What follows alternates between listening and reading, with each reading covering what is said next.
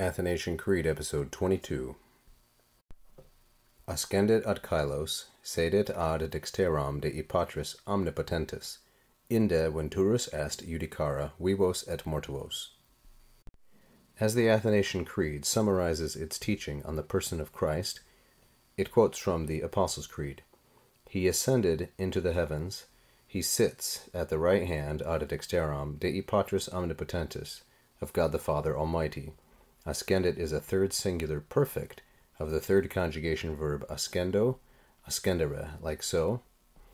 Kailos is masculine plural accusative. It's the objective ad, which takes always and only the accusative case. Sedet is a present tense, distinguished from the perfect ascendit. He sits at the right hand. Dexteram would be dexteram manum, like so, but it's typical to leave out the noun and simply use the adjective, whether dexteram or sinistram.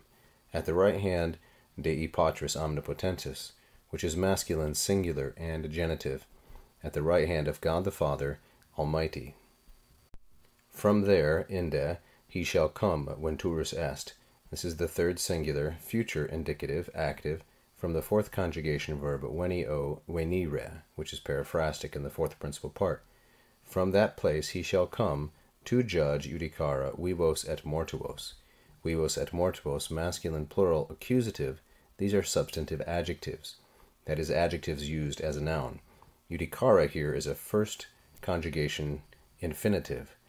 In classical Latin, an infinitive like judicare is not used to express purpose. Here it is used to express purpose. From there he shall come in order to judge the living and the dead. I say it's classical, but the composition of the creed is a long way from the Latin of Cicero or Livy.